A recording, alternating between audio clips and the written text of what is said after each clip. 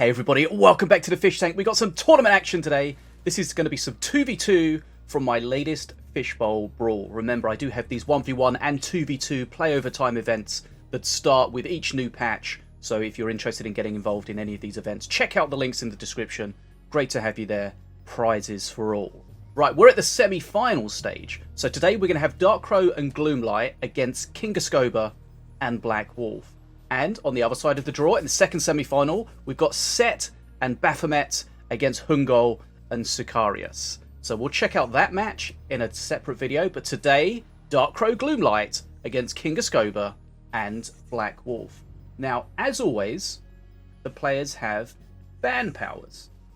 If you've been familiar with our previous tournaments, you will know that the teams or players can ban one master and 3 cards that prevents their opponents from playing those, and of course their opponents have that ban power back at them. So if we look here, we can see Darkcrow and Gloomlight, they've banned Setsu as the master and also Rapid Response Reserves, Rimmergal's Breath and Cleaver, and then Kingaskoba and Blackwolf have banned Volko, Rapid Response Reserves, Chain Lightning and Rimmergal's Breath. No huge shocks there, to be honest. Setsu is very, very strong in the hands of good players, but overall not a particularly sort of strong master generally if we look at my meta videos. But she's a real high skill cap master. So no surprises really at all with any of the bans here, whether masters or cards. Right, so those are the bans. Let's dive in and check out the action. Okay, here we go. Loading in to game number 1 of this semi-final. Game on. Interesting choice. Right, dual decks enabled. I know the decks are a little bit small, but hopefully you still appreciate being able to see them. So, what have we got in this semi-final? So, we've got Wrecked and Mordar. We've got Volko and Morelia.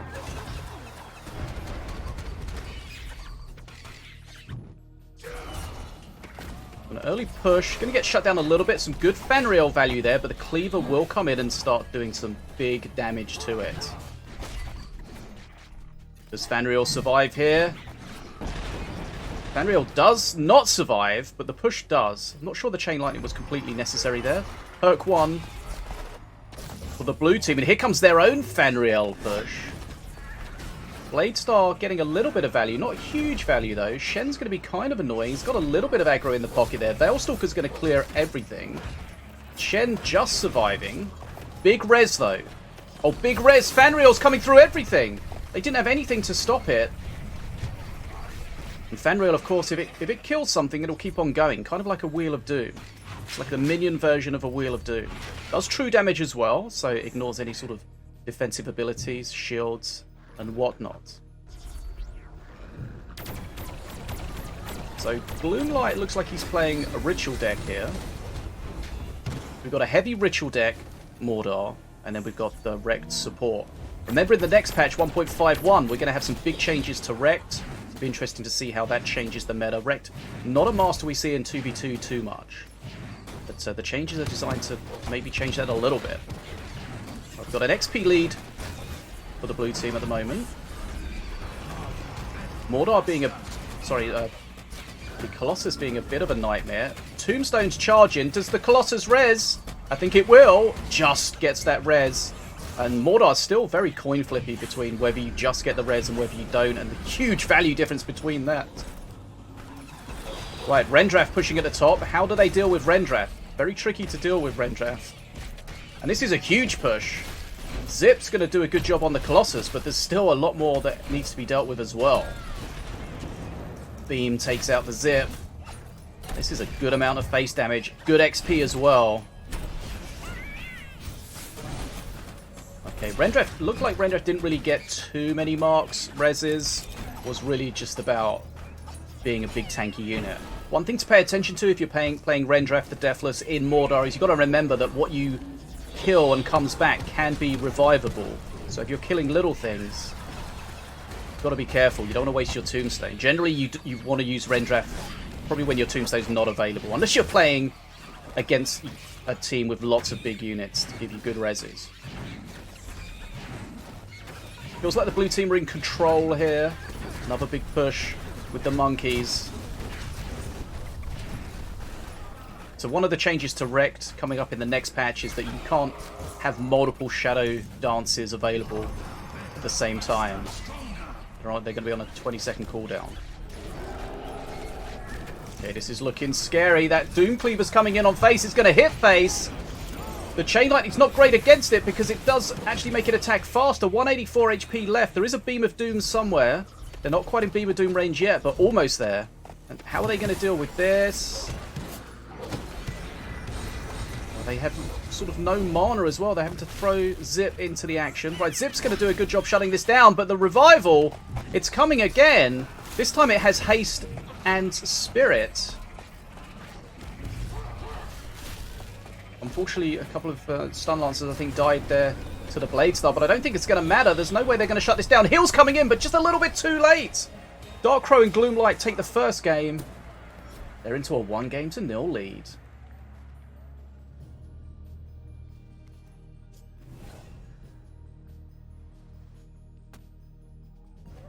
Right. Game 2. Setsu King Path against Volko and Morelia. All decks engaged.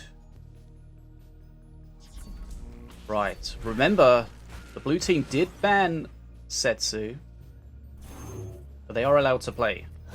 Only against their opponent. Hints are there. That's okay, because it saves the bridge.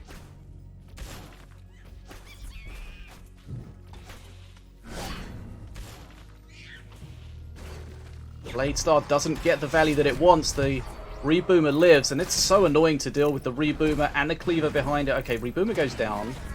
Shen comes in, gets the stun, needs some support. Oh my goodness, they tried to shield the Shen, but it looked like something peeled the shield off. One of the Swarmers or the Skeleton. XP lead already for the blue team.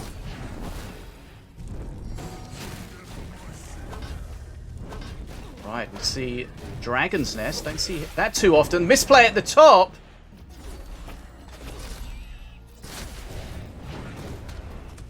With the Veilstalker in play, or potentially in play, you've got to pay so much attention to whether she's played, but also the fact she's so slow, you really have to pay attention to where she might be. And her aggro radius is huge. It just makes it really, really awkward to deal with.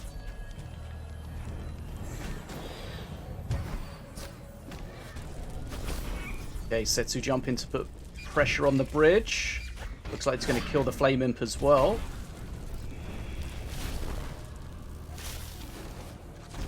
Unholy Ground at the top just slowing everything down, so the blue team are going to be getting more XP, and we know they've already got a lot of XP. Big XP lead here. Remember, they took the first game 1-0.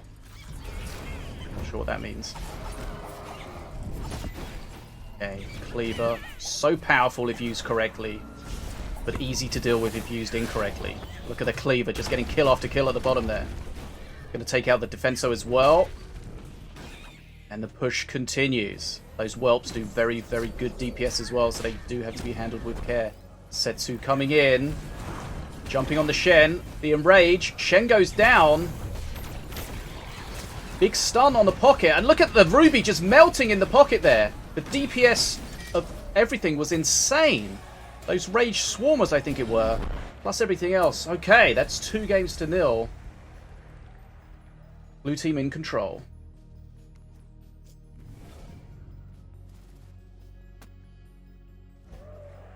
Okay, game 3. Can Dark Crow and Gloomlight close it out? Can Kingaskoba or Blackwolf, can they start the fight back? Oh, and you do. Silence. So Stormbringer and Morelia against Volko and Morelia.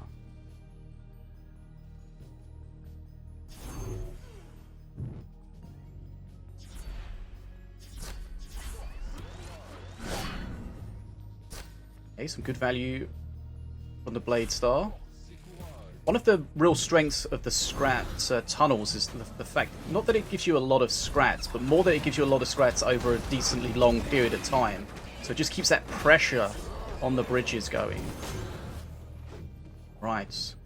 We got a Spirit at the top there. Not great. Looks like we're having some mana burn from the red team. They need to handle this carefully. Chisma played in the pocket. Does that weird little step forward that units do when they're feared in the pocket. Not quite sure why they do that. Sometimes that can really be problematic, the defensive unit.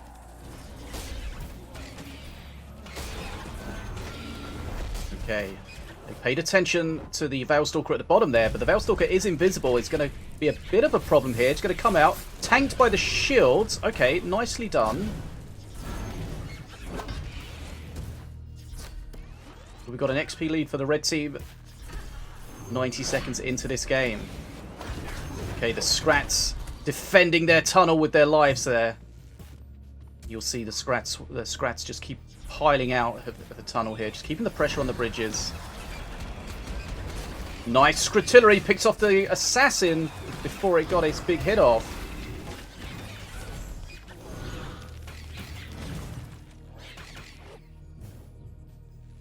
Still a small XP lead for the red team going into this mid part of the match. Okay, perk 2 for the red team. Bridge burn available. Empowered spellbook available. Chisma goes down. Assassin, Mausha, I think that is, gets shut down. Perk 2 giving that extra range to Stormbringer's units. That can really change things in this game. So you see these Crystal Elves, they've got that small indicator below them. The white kind of crosshair almost. That shows that they've got marksmanship, that extra 2 range, and that can really change how they can trade against things. Right, XP leveling up. In fact, XP in the blue team's favor now for the first time. Not entirely sure about that avalanche there. Got a bit of a cross. I think that was a bit of a misplay. We've seen a couple of misplays, but nothing too dramatic.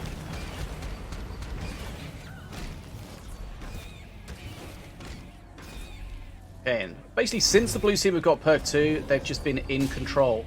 Remember, in the next patch, big change coming to the Caber Tosser.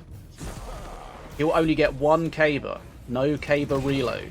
So use it wisely. Okay, Black Hole. I'm not sure if they were waiting for the mana or if that was just a little bit late. The beam got quite a lot of value before the Black Hole popped in.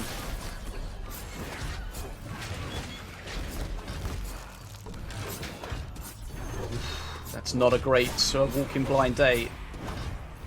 Need something with a little bit more DPS there. Right, perk 3 now. Stormbringer's going to start popping off. Dragon available.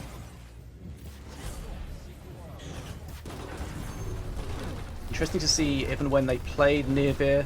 Generally in Morelia against Morelia matches, you don't want to play your Nirvir first. It's not a hard and fast rule, but it's a sort of a general rule. Especially if the match is close. You want to defend with your Nirvir and then re-push.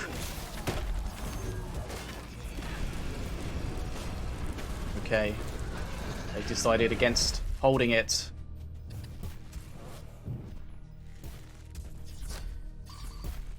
Of course, they know what they do in Darkrow and Gloom Light. Very, very experienced players. Blackwolf and Kingaskoba, I think, are a little bit newer to the game. Right, Hill coming at the top there. Black Hole really shutting down the Scritillery. In comes the Breath. That's just regular Breath. No Curse, no Ascension buff. Remember, that Breath is getting nerfed in the next patch as well. Increased base damage, but no buffed Ascension damage. So you see in the situation here how the defensive dragons having a much better time of this. But of course the problem there is the XP. Whilst they are defending okay, they are hemorrhaging XP. With 360 to 280, that's a huge XP lead now. Okay, nice heal. Removed a couple of awkward units as well, especially that Snake Druid. Big hit from Lady and Frey at the top there. Clearing the Chisma, which was kind of the annoyance unit. And remember, if Darkrow and Gloomlight take this, they're going to be 3-0. They're going to be into the grand final. And it's looking like they're going to do that. Black Hole to defend there against the bridge burn. Okay. Mana Frenzy. This looks like it's all she wrote. Red team have taken them all the way to Mana Frenzy, but they're a long, long way behind. I can't see any way they can hold on against this onslaught. The bridges are going to be blue pretty much in entirety. Just a bit of a procession to closing this match out. We're going to have our first grand finalists in this month's 2v2 Fishbowl Brawl. It's going to be Darkrow against Gloomlight. But we don't know who they're going to play, but we'll find out in a separate video. Right, there we go. Darkrow and Gloomlight taking this by 3-0. As I mentioned, they are very, very experienced players. Kingaskoba and Blackwolf, I think, a little bit newer to the game, so kind of on paper, it seemed like Darkrow and Gloomlight were going to have probably the people's choice if you were going to put some money on it. But very well played to both of them. Great to see, I don't want to say unknown players, but players we're not quite so familiar with at this stage of the event. So very well played to them. Anyway, that's all I wanted to show you today. But yeah, make sure you click a link somewhere. There's going to be the next videos. We've got another semi-final and, of course, the grand final to see who's going to be the champion. I'm Bad as a Fish, and if you're new here, make sure you hit the subscribe button so you don't miss out on anything, including the fabled Awkward Wave.